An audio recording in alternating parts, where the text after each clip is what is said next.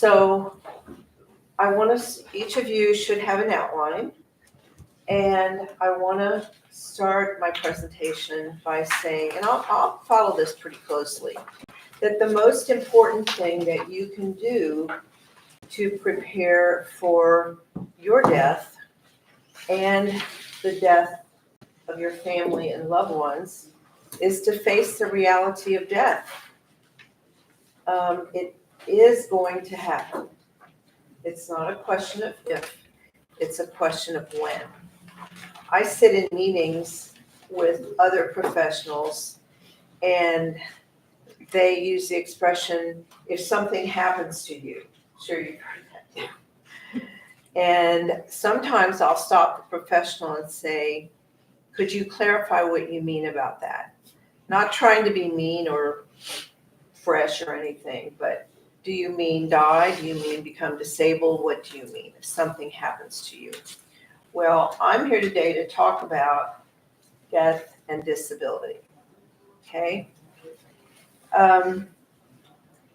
Most of you know who C.S. Lewis is. He said 100% of us die and the percentage cannot be increased. True? Yeah, or decreased, I might add. And there are many wonderful books out today about grief and grief recovery. When my first husband died, there were two. And one of them was written by a young widow, which was wonderful.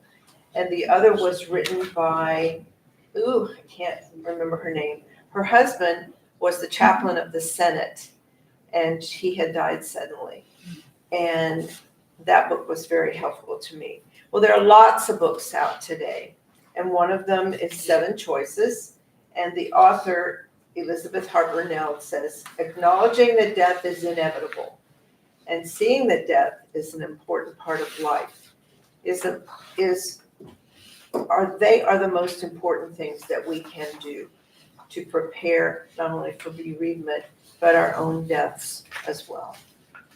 Okay, so I believe that one of the ways to face the reality of death is to use reality-based words about death, to use the words death and disability. My mother, for example, always said she was going to keel over. She almost did.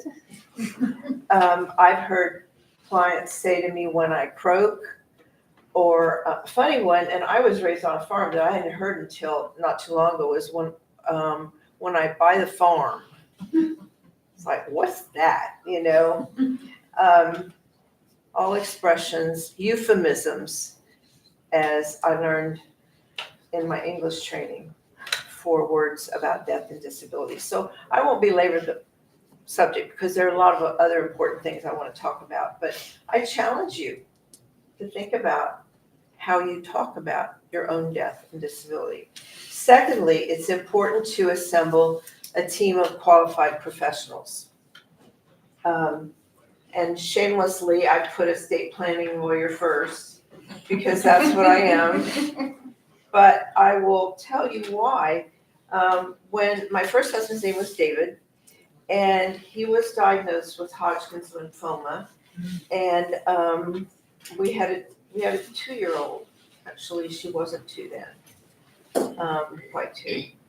And I was really scared, and so I asked him if he would mind if we get wills. And he was very gracious and said no, he didn't mind. So I called the Dayton Bar Association, and because I knew about the Bar Association, got a referral for a lawyer, and the person with whom I spoke said, we'll even make the appointment for you. And I said, well, that's great. So we went to the appointment. The lawyer asked us what we wanted. We said we wanted wills. We needed wills. And he said, well, what kind of wills? I guess I should have known we were in trouble when he asked me that question. But we don't know. He said, well, how about a simple will? We said, oh, simple will sounds good. So we were in and out of his office in 20 minutes. And he didn't know that David was ill. didn't know very little about us, except we had a little girl for whom we wanted to name a guardian in our wills. So we signed our wills a few weeks later, and then David died 6 months later. Mhm. So I'm very thankful that he had a will. But, and that lawyer, he was a very nice man. He handled David's estate, but I found out that he was a bankruptcy lawyer. And so what he didn't do for David and me is he didn't spend time with us exploring what we really needed were some other documents as well, which I'll talk about. So David had a will when he died, that's good, but he should have had other documents. Your team of qualified professionals may also include an accountant. You know, for example, if we have a complicated estate plan, if you have lots of real estate that might be depreciated, we may need to bring your accountant on board to help us plan for the type of documents that you need. We also may need your insurance agent, your financial advisor. Often I have meetings with financial advisors and their clients, and I really appreciate the input that the advisor gives on the plan. Occasionally we'll need to bring a physician or care manager in if a person's mental capacity is in question. We'll need to get an opinion about that. And finally, we may or want to bring in your clergy person as well, because he or she can be very helpful in the planning process too. So I go through that. I mention that because a lot of people think, well, all I need to do is download a will off the internet or just call any lawyer I know, and there's really a lot more to it than that, as I will discuss. So I get into the meat of my presentation, which is the type of documents that you should have for a complete estate plan. See, David and I did not have a complete estate plan. We had wills, but that's all we had. And now, will was important. You know, will is a written document in which you express how you want your estate to be distributed. Your estate meaning everything that you own. And then if you have children, your will can also address who's going to be their guardian or who's going to take care of them. But primarily the purpose is to state how you're going to distribute what you own to others, whether it's your family member, friends, church, or whatever. Your will also names the person who's going to be in charge of the estate. That's the executor. And then the will can name specific gifts that you want to give, like if you have family heirlooms or antiques, you can address those. But in general, the will, if you're married, your will says, I give my estate to my spouse. If you're single, you have children, I give my estate to my children. Or if you don't have children, you're not married, I give my estate to my siblings or the charities that you want to support, that sort of thing. So the will is the expression of the beneficiaries is done in a general way. Then you might need a trust for certain planning issues. A lot of people come to me and they're interested in a trust. Do they need a trust? And so we will explore the reasons why people need or want trusts. The primary reason why people need trusts is to minimize federal estate tax. Now that reason is going to become more important as of January 1st, because the federal estate tax exclusion, which has been in effect for a number of years, will go down to about $7 million. This year, it's $13 million. So my wish for all of you is that you would have a federally taxable estate for which you would need to plan. But if you don't, you still may need a trust. to defer distributions to children. If you have grandchildren who you want to bless, you can defer their distributions beyond age 25 with a trust. Or if you unfortunately have children who are not financially responsible, you can defer their distributions in many different ways. You're only limited by your own creativity, lack of creativity, I guess I should say.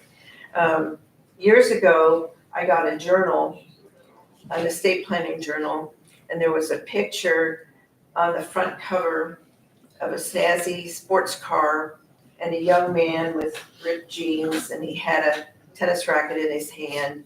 And the title of the article was Estate Planning for the Postponed Generation. You know, so I got lots of ideas from that article about how to defer distributions, how parents can set up deferred distributions if they think their children are not going to be quite ready, you know, when they're age 25 to receive a substantial inheritance. Also, you may need a trust if you have disabled children or grandchildren or beneficiaries. They're called special needs trusts. And we can write special needs trusts now in Ohio because back in 2008, the Ohio Trust Code became effective, which is statutory. It's part of the Ohio Revised Code. And it says that there are certain types of trusts that protect special needs of disabled people. And so we can do that too for a trust. Now, the third primary reason why people get trusts is to avoid probate.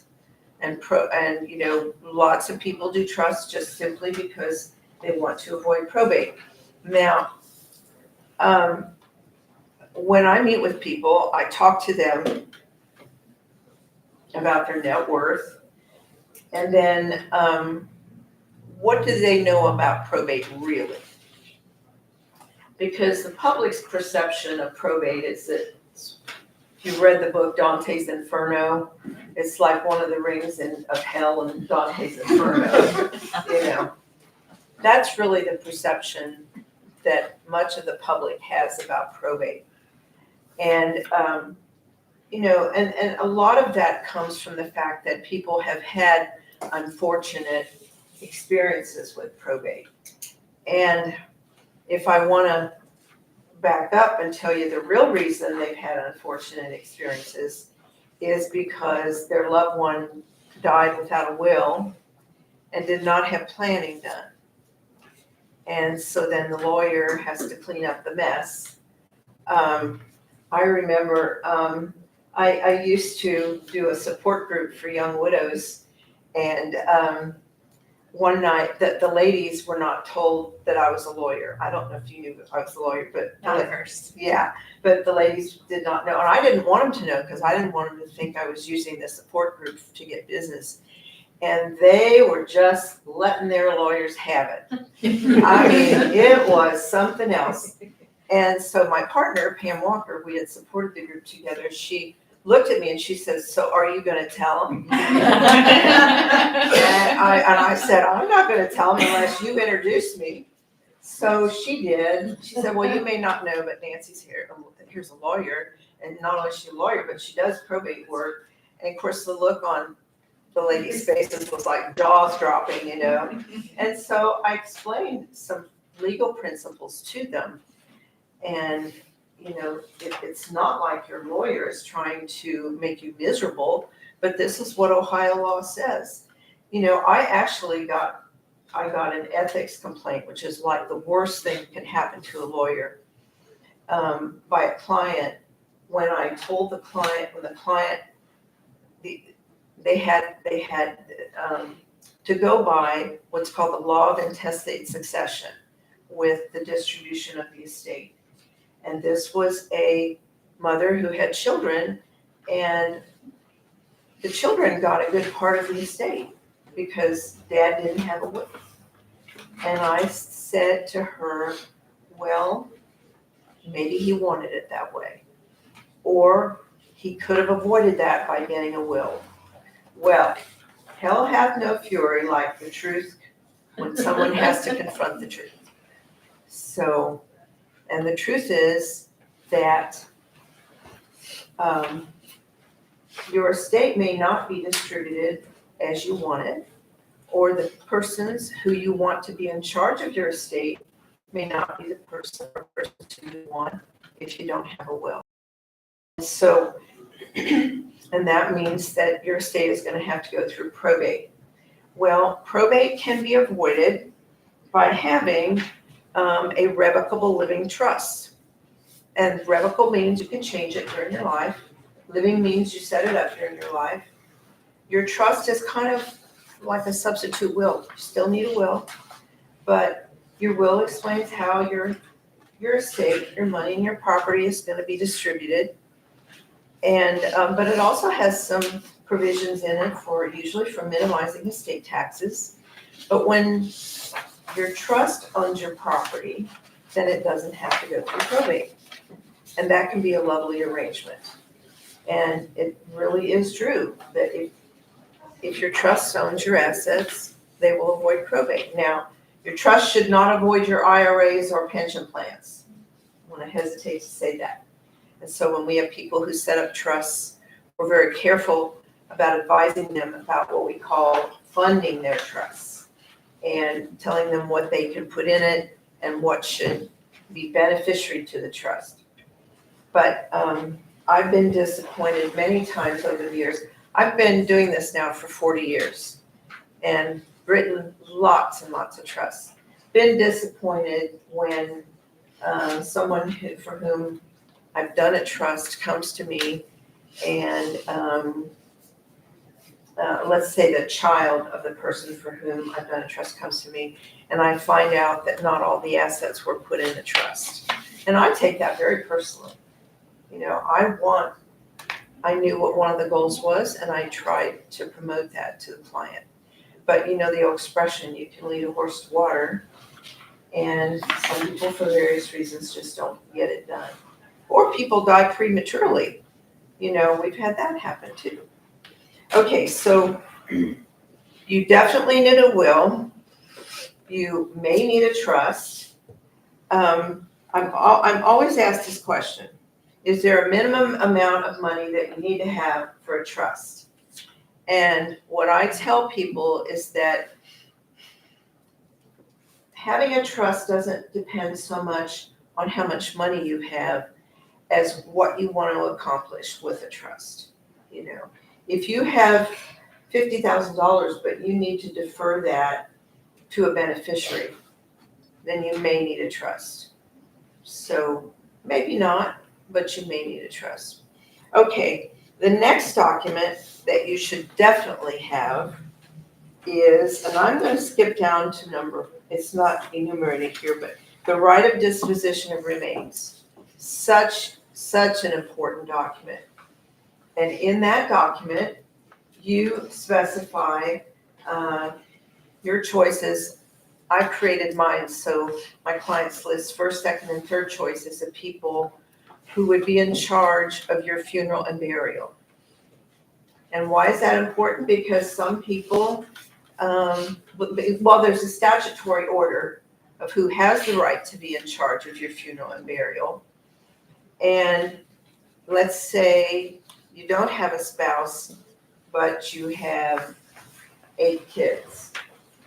Now, those 8 children all have a say in how your funeral is going to be planned.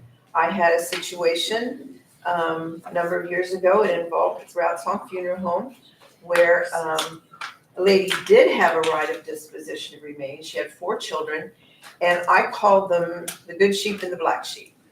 And the good sheep were the ones who tended to mama during her life. The black sheep were the ones who never visited. But after mama died, there was a meeting at Roberson, and the good sheep knew that mama wanted to be cremated. And the black sheep were, oh, you can't do that to our mother, you know. Well, fortunately, the lady was my client, and she completed a right of disposition of remains, and she had put one of the good sheep in charge. And so I said, well, did you give it to the funeral director? No, I didn't. So, okay, I will fax it to the funeral home.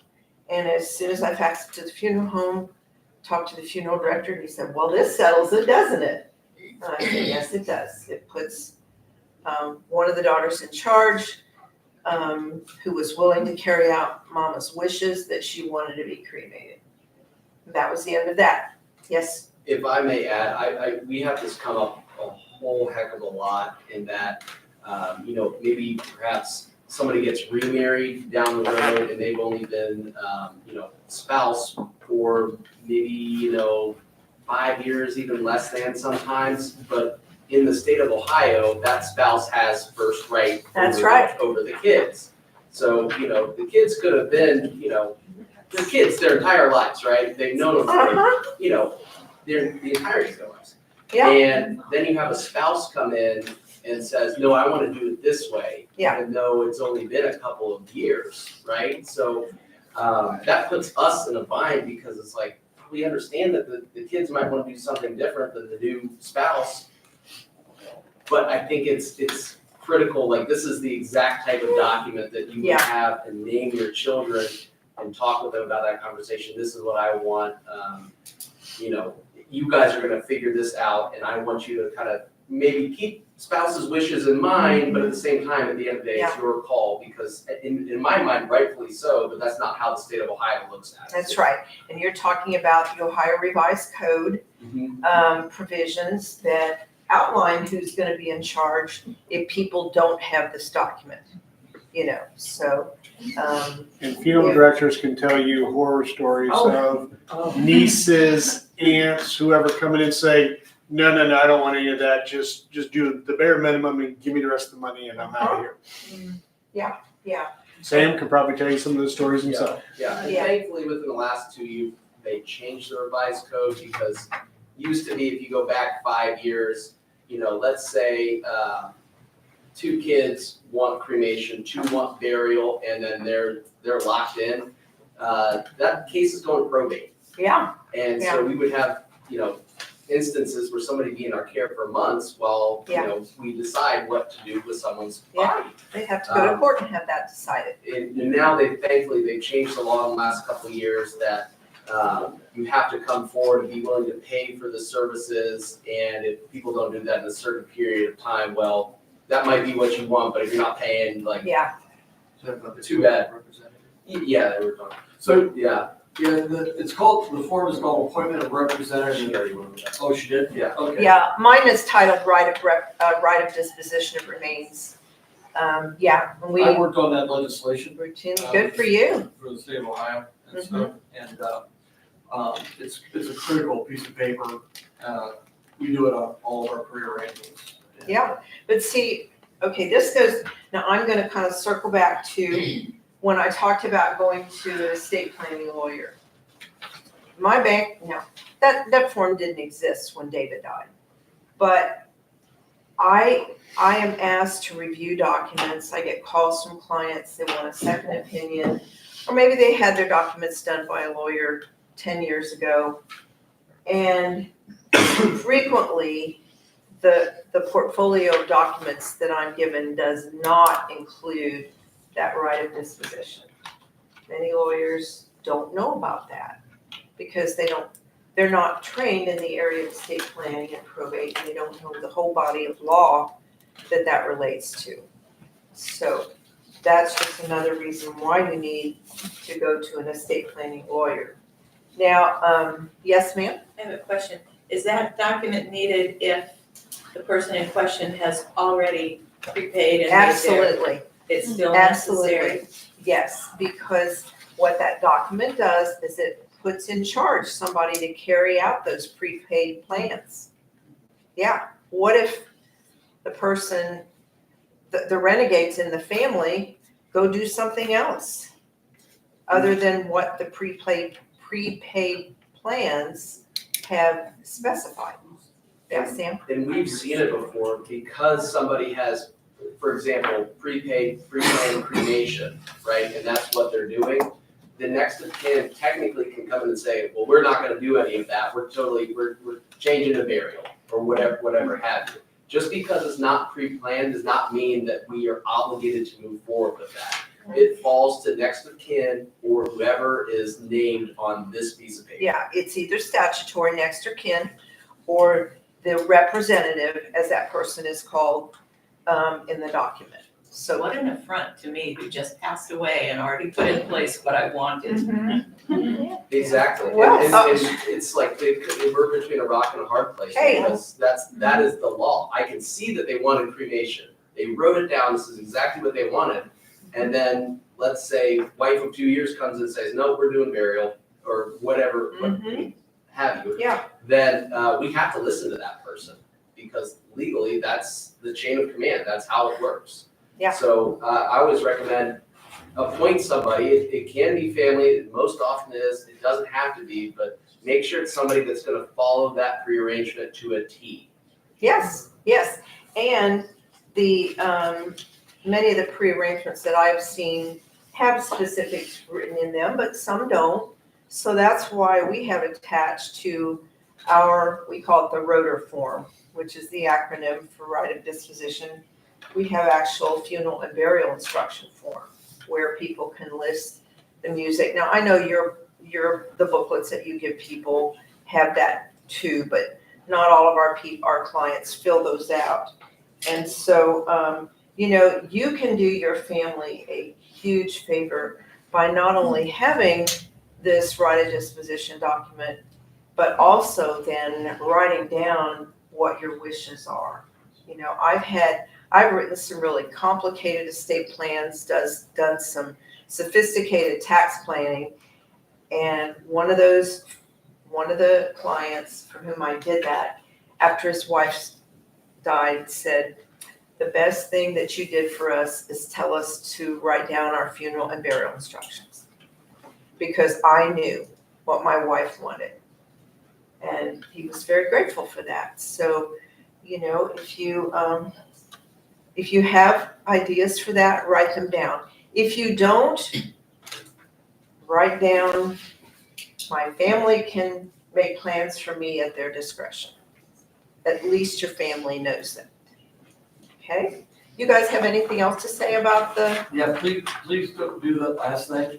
I sit across from thousands of people in my life, and the ones that are prearranged, I can tell you the anxiety that goes out of the family when they've had their funeral instructions. Your mom, dad, they prearranged everything, and we got everything here listed, even songs and stuff like that. We're very complete in that, in our arrangements. We put in pictures of the casket, we've done Yeah. caskets, and we've done pictures of urns if you want urns, so that the relief that takes off the family is.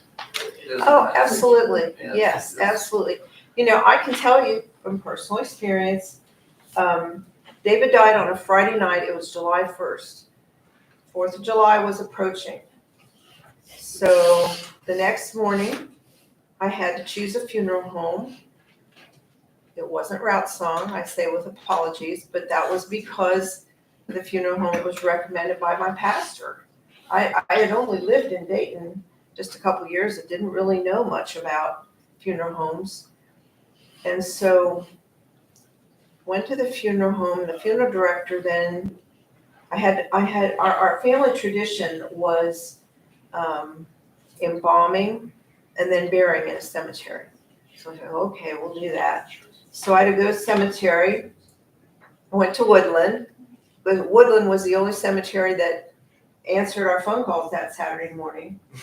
So I bought 2 plots for David and me.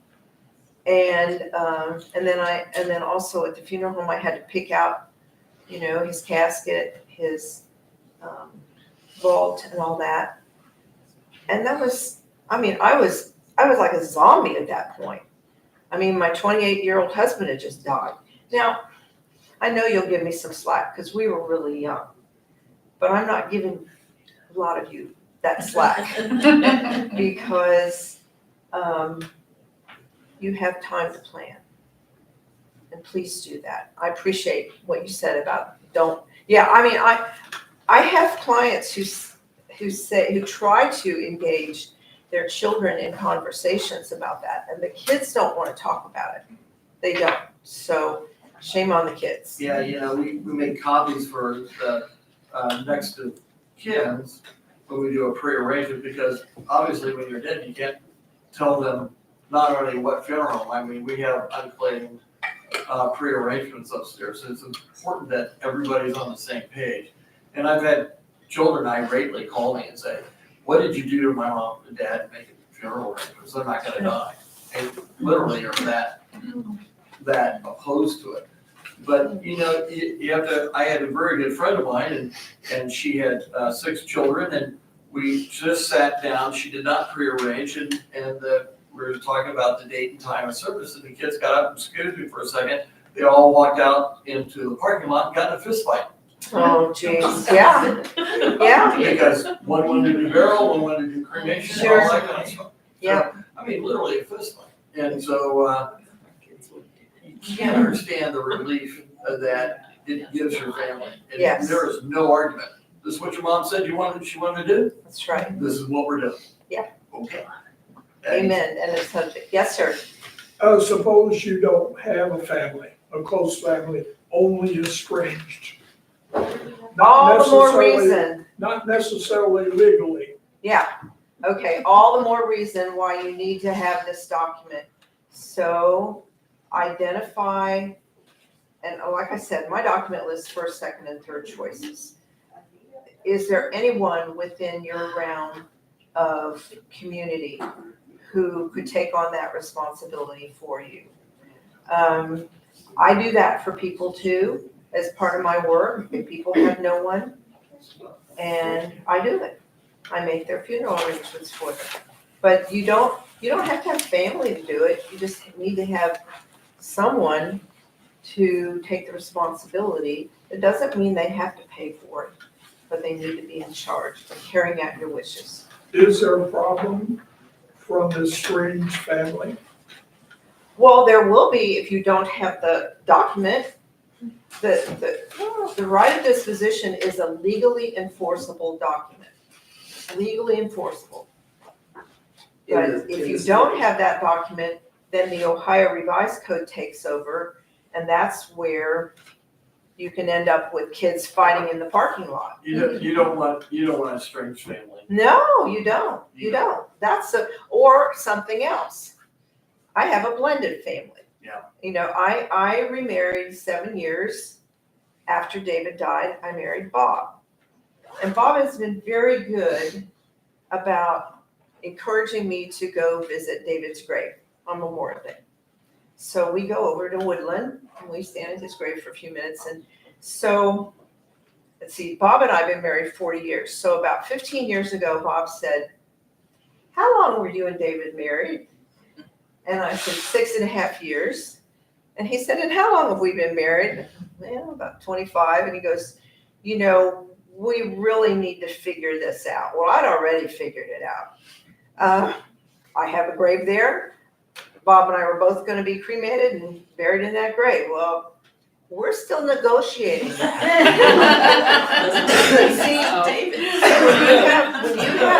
when you have blended families, second or third marriages, these issues come up, and they've come up in my family too. So if Bob were here, he would say, not sure about that. And I would say, well, if you die first, I'm sure about that. Were you gonna say something, Sam? Yeah, the only thing I would say, again, the Ohio Revised Code, the updates they made do help with this type of situation because, in theory, after 48 hours, you start to go down the chain of command, right? We do like to put legal notice in the paper, for instance, that somebody has passed. So if there is anybody that wants to step forward and say, you know what, I'll take care of paying for everything, so I'll be the representative, then all well and good there. But we like to cover our bases and at least put the word out there. If there is anybody that wants to come forward that is a part of that chain of command, starting with spouse, kids, grandparent, and then it keeps going down and We down. put that out for you. Yeah. Yeah. Okay, do you mind if I move on? No, not at all, but also, I'd just like to say, if you're considering cremation, also take that to the point of the disposition of your cremains. Oh, Because you bet. cremation is legally in the state of Ohio, the final means of dispositions, like burial at sea, those kind of things. And, the ashes are kind of quasi property. I'm in probate right now with another family that everybody keeps wanting to come in and get the cremains, all the kids, and they can't agree. Dad's at home in a shrine, and mom just passed away, and I'm not giving up mom until I hear from probate. I said, I'm not doing this unless we put mom and dad together. I'm Sure. getting belligerent in my old age, and the Well, right thing yeah. to do is to put mom and dad to rest. Yeah. And Yeah, so, also add the cremains. so as you heard from the 1, 2, 3, he's not here, four of us, because he did weigh in on the subject. This is really important. It's important to, now, do you need to prepay? Well, not necessarily. You don't necessarily need to prepay, but you can pre-plan, can't you? Yes, you can pre-arrangement and you can prepay. Pre-arrangement, there is no cost. I don't think there's any funeral home in the city that charges for that, really.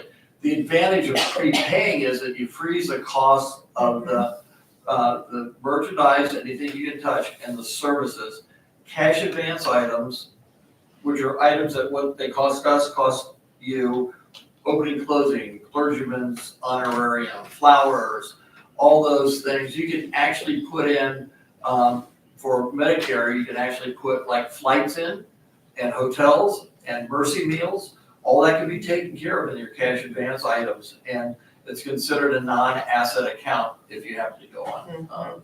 So Yeah, a lot of places won't tell you that, and if you understand their circumstances. If you're a care facility and you've got somebody who's paying 100% of the bill, that's great. They won't tell you that they've got an agreement, they only get 80% if a person goes on. So they don't want you to go on, they want you to pay that 100% as long as you can. And so, you need to have the people's best interest in mind. yeah. And I'm sure you're gonna cover that, I'm sorry to interrupt you. Well, I am gonna move on to talking about some other estate planning documents that, you should have. Now, if you have assets like IRAs or life insurance or annuities, you have beneficiary designations for those assets. And I want you to have copies of those beneficiary designations in your estate planning information that you assemble for your family or loved ones. That's very important. Many of us are worth more dead than alive. And so those beneficiary designations are crucial in terms of you're deciding who's gonna get what. And I could tell you war stories about that, but I'm not going to. Then, if you own a business with someone else, you should have a business buy-sell agreement. That's very important. A number of years ago, there was a jeweler in Dayton who died suddenly. And he and his partner did not have a buy-sell agreement. And that case actually ended up the subject of an article in the Dayton Daily News about the importance of planning. And this jewelry store actually went out of business because the living partner did not want to be in business with the family who survived. So that's important too. Now, I've also got a premarital agreement listed.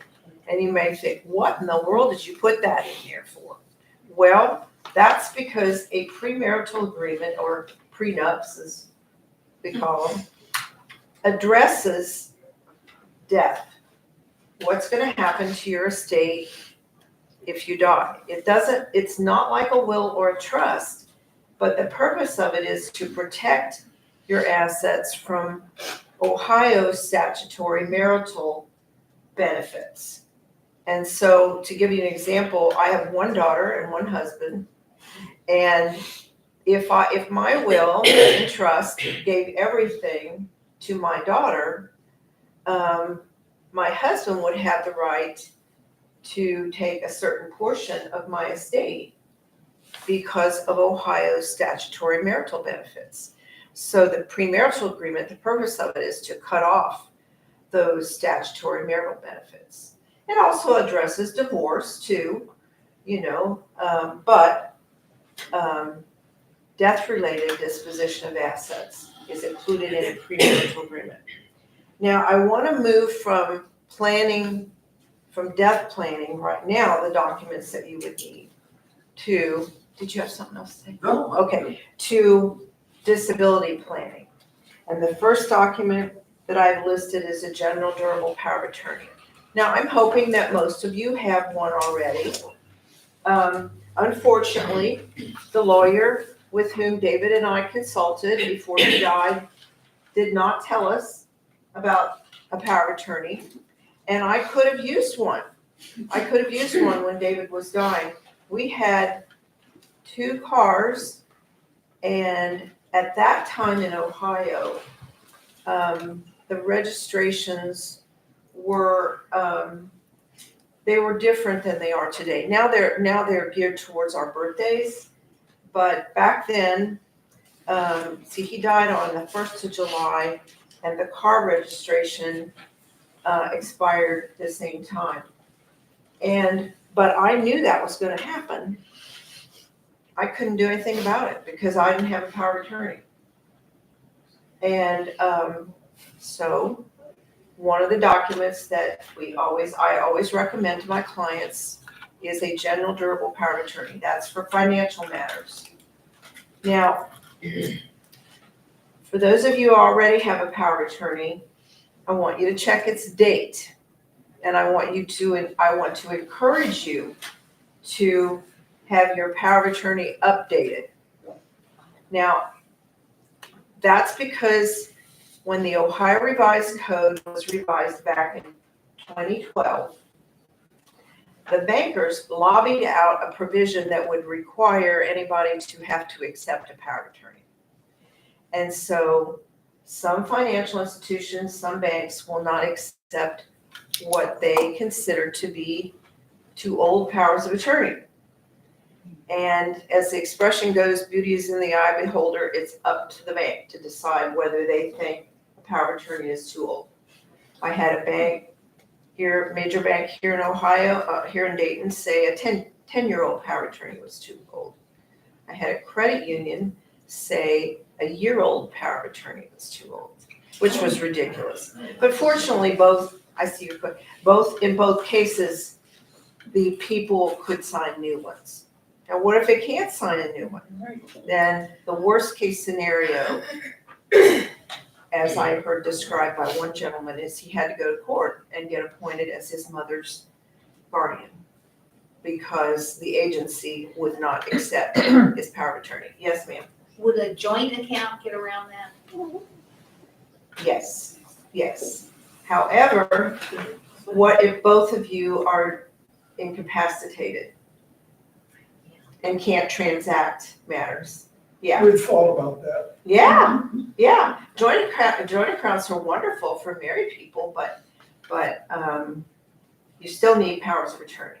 They should not substitute for financial powers of attorney. And the financial powers of attorney that I write designate first, second, and third choices of agents in them to act. Ours is very old. Well, you go to your lawyer and get them updated. Yeah. We call it refreshing them. Powers of attorney are not expensive documents to do. Okay? So I want to move on. Healthcare directives. Where's Neil? Okay, I'm ready for you. 10 to 15, we're good. Yeah, okay. And you said that you gave them the healthcare directive forms, the people who attend you. They get living will and healthcare power of attorney? Did you tell me that? No. Oh, okay, then I misunderstood you. See, I'm not wearing my hearing aids. I might have had a crazy night that I forget about, but no, I don't think so. Okay. Well, I'm hoping that most of you have at least a healthcare power of attorney, which is a separate document from the one I just talked about. This is a document in which you specify who's gonna make healthcare decisions for you if you cannot make them for yourself. And in our healthcare powers of attorney, they list, I think they list 2 people. We use the standard forms, there are standard Ohio forms for the healthcare power of attorney and the living will. And we use them in our office. Now, the only time we don't use them is when we have clients who want to name 2 children as co-agents, or maybe even 3. And so filling out the standard form doesn't work really well for naming co-agents. So you can do that. You can have co-agents in your financial power of attorney and your healthcare power of attorney. And help them understand that if you have a financial power of attorney, that does not give you healthcare rights. That's right. Thank you. Yeah. Oh my gosh, I'm dealing with a case right now about that. It's just driving me nuts. This lady's got healthcare power of attorney, but she's trying to handle some finances too. She didn't have any right to do that. And They're vice versa. separate powers of attorney. And they need to be separate because busy physicians, they don't want to wade through a power of attorney that talks about signing checks and doing your investments. You just want to look at a power of attorney that's got healthcare issues in it. So the standard forms, there's a healthcare power of attorney, then there's a living will. Everybody ought to have a healthcare power of attorney. Now, whether you have a living will, that's kind of maybe a moral or an ethical issue for you to decide. I call the living will the pull the plug document. You know, if you're dying and there's no hope for your recovery, don't use heroic measures to keep me alive. That's pretty much what the living will does for you. And it supersedes power of attorney. Yes, it supersedes the healthcare power of attorney. So it's the final say if you have the living will. Some people just want to have a healthcare power of attorney because they want their agent to make the final decision for them rather than the doctor. Yes, sir? Just a question about what you said. Who makes that decision that you don't have much chance of living? 2 doctors. Your doctor. The document says 2 doctors. One, your primary care physician, and then a specialist in the area of medicine where your health is being affected. Yeah, so for example, when my first husband was dying, he actually, I had an autopsy done. First cause of death on the autopsy, pneumonia. They thought he had Legionnaire's disease.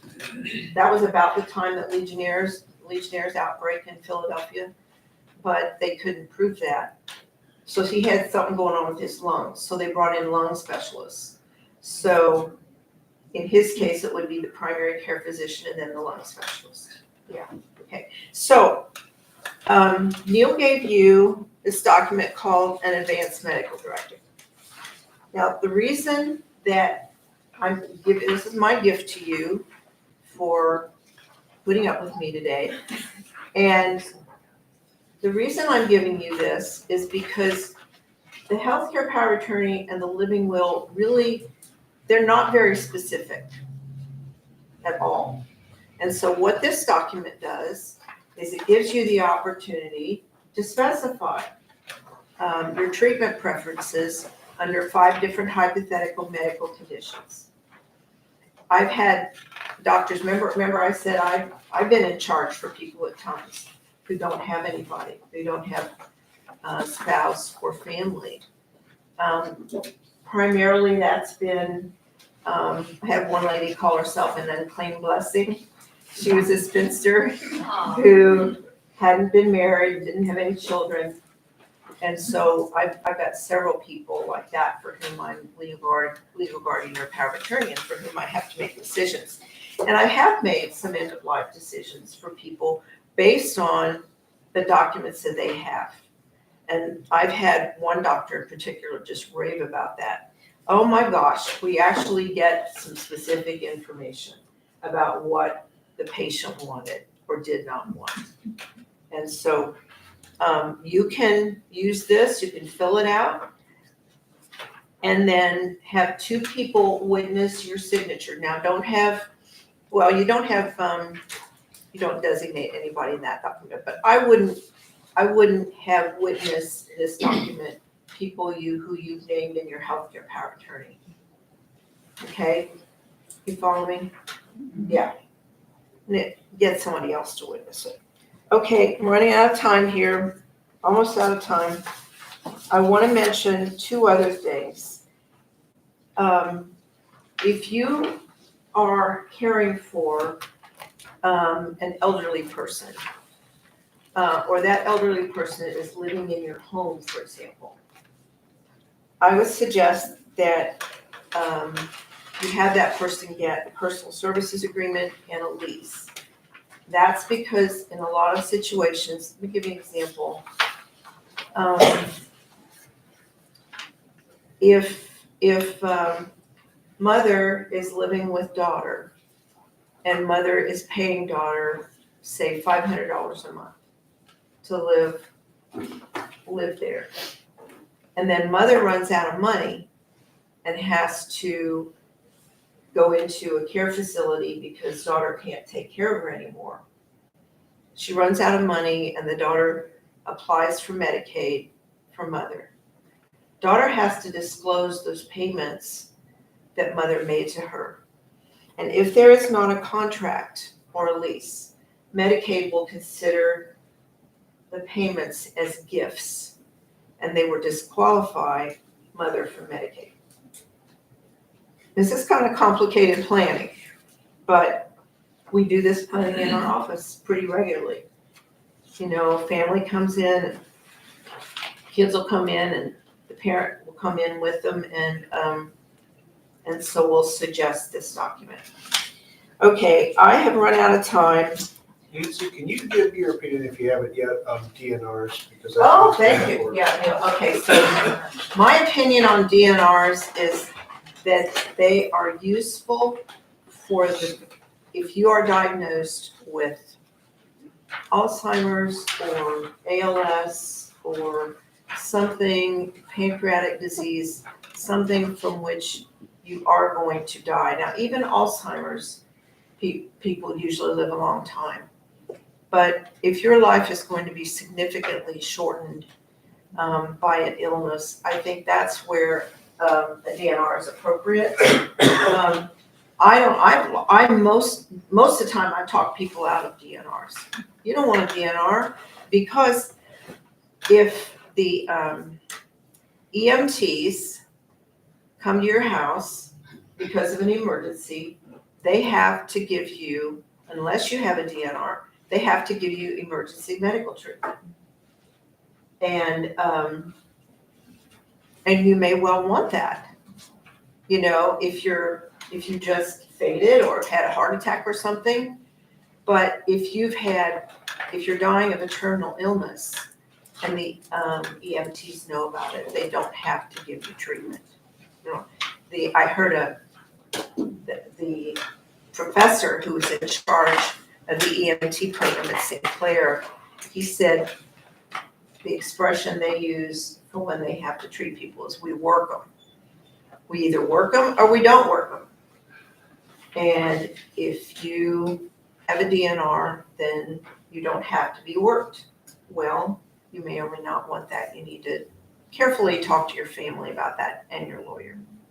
Got anything else you want me to mention? I think it was important. And we always assume do not resuscitate is what DNR means, but it's important. Yeah, I mean, you get in a car accident, and maybe you're a long ways from being done with Alzheimer's, and they can't do anything to you because you've got a DNR arrest and stuff.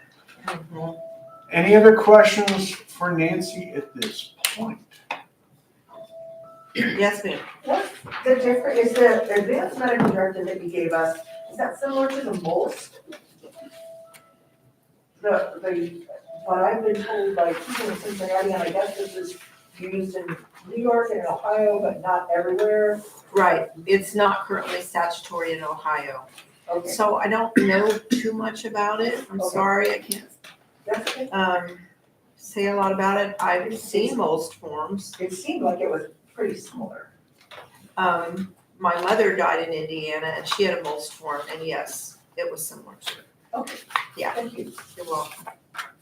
But, you know, I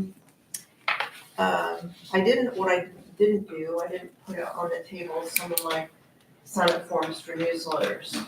I can still do that. If you want to, get a newsletter from our office so that you get updates about changes in the law and that sort of thing, you can sign up. You will not be solicited. You will not be called after this meeting. Oh, don't you want to schedule an appointment with Nancy? It doesn't work that way. You just get our newsletter when you want it. We're gonna be going into a 15-minute break, so you can get signed up with Nancy for that. If you have any secondary questions for Nancy, you can use that time. You can also use that time to peruse the tables out front, use the restroom, grab coffee, do jumping jacks, talk to Tommy. Yeah, I need copies of the pecking order of the state of Ohio, as far as who has the rights of burial and that kind of stuff. And I'll also print out an appointment. Did you give an appointment of representatives? I did not. I got appointments of representatives that we have here, so you're welcome to have those. Counselor, can I put these on your desk for them to pick up, or is that okay? One of the tables out there? Yeah, one of the tables, we have room for this. Good, thanks. I'll get out that form for the, And let's thank Nancy. Yes, we're gonna take a break. We're gonna transition. Next, we're gonna be talking about cemetery pre-planning, so we will get that set up. So you got about 15 minutes. That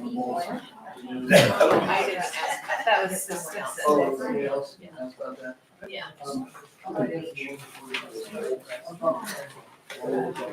Yeah. Yeah, absolutely. I know, I don't. And then I was like, you know, I'm like.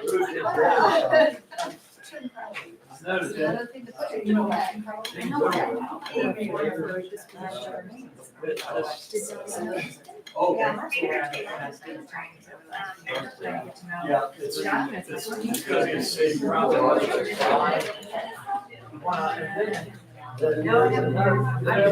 Oh, this is copy your PowerPoint. I'm in my mid-40s. Yeah.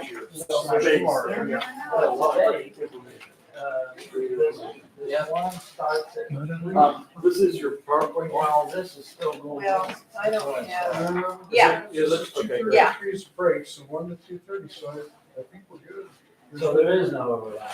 There's no overlap. When I first saw it on the website, there was. Gotcha. So So, no, there's no so overlap. I let you go yours- to everything yours is a lot without any different. problem. Oh, I thought I was yes. gonna have to walk out of one and then go to the other. We're gonna throw you out and then, no, you can stay here all day.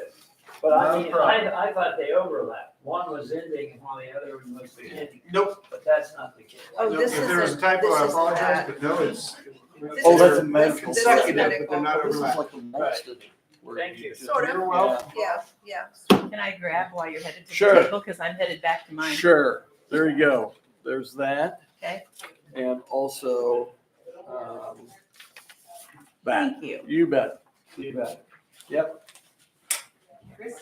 Yes, she's a Christie. Oh. That makes it easy for complex. Thanks for coming. Easy for me to remember at my age, yeah. It's just so important, because people, hey, I got a little good. Yeah. I love your detailed form. Thank you so much for that. You're welcome. That's wonderful. I That started was- reading through that. It was created at the Harvard Medical School, and Harvard stopped publishing it, so they had it in this hard-to-use, multi-form thing that you had to, anyway. So when they stopped publishing it, we put it in that format. I like that because I have not signed it yet. My husband has. I don't have a DNR, and I don't even have one. Till the time comes. Yeah. But when we were doing wills and everything, our attorney was sharing, you know, the sad tale of somebody who didn't have one. This is what happened, and it was agonizing and ongoing, and I thought, no, I'm not. Right. Still was not comfortable just saying, Uh-huh. okay. I understand. So I like that form. Thank you so Good, much. you're welcome, you're welcome. Thanks for listening. fickle too. Hey, Nancy. Oh, yeah, How are you? I'm good, how are you? I hear we have. Yeah. That's awesome. I finally got with 3MD, so we'll get that finalized. Good for you. What have you been up to? How are you? Working hard, right, now that the sports season has started. Taking a slip dash, you please. Fall and- Well, I'm gonna get Oh, yeah. Thank you. So, what were you doing? I'm with Rob Davis. I'm gonna have Or- surgery next month on my teeth to fix my sacroiliac. Oh, really? It's out. Okay. Still there? and my first Can't wait to get it out of fixed. state ski trip was. You're doing good. Yeah, today is his birthday. Oh, I'm not, I should I be. gave this name to Jennifer because she needed a contact. The doctor's office. Okay.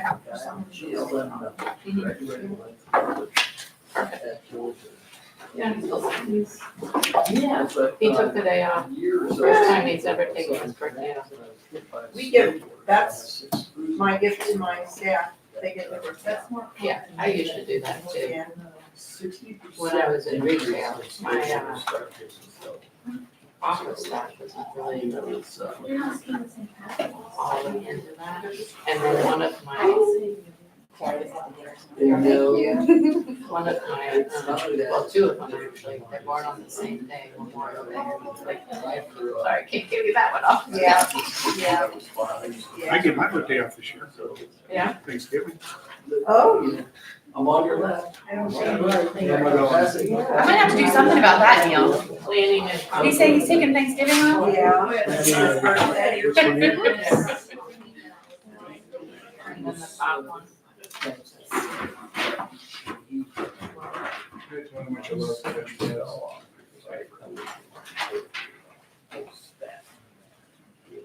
And they all dress alike, so I tried to ski down, it's like, where can you go? Yeah. I like to be in like this. You have a cookie thing? Because they. Oh, you're not right. Jeez, babe. I didn't realize I had to bring all this stuff or else I would have brought the whole kit. It's all good. 5 years young, 3 stepdaughters, 3 grandchildren. They have facial recognition now. I'm working for Kroger. Yeah. But, you know, There's 3 in my passion. like you said. Good day. We're gonna try to stand back and talk to the actually about regenerating. Because you know it's dead. It's so worth it and so valuable and. So.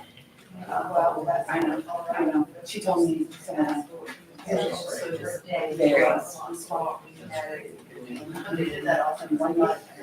COVID happened too. But that was, I mean, COVID. over. COVID and very disruptive.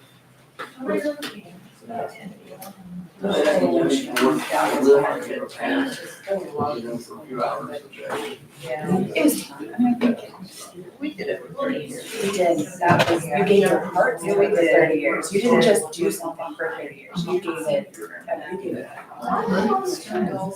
you? I sure do. I was even looking for videos, this video and things like that, so. I don't know if we have certain anymore. I don't know, yeah, she didn't offer it, but she did offer whatever I can do to help her out, right, but she didn't offer materials. Downsized. I can see that in her. Yeah, so I think a couple months ago, we met for lunch, she was talking about that. That's true, I forgot about that. Are they still meeting on Fridays? Right, yeah. He wants us to borrow the seal when they. And they have dinner and yeah. They sure do.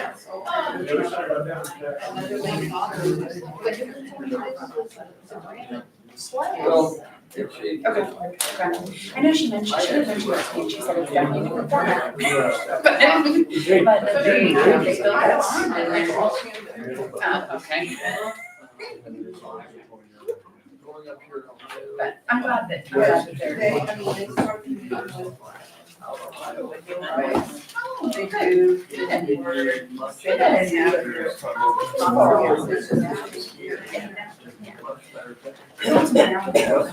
Resources, so, cause I want to. I don't know if you're into I that. don't know, but still, I mean, some of this stuff, yeah, some of this stuff we kind of need, I'm not sure, but anyway, I'd love to get started. So good to see you. So good to see you. Staff, I know Neil, because I look. So the gentleman I got married.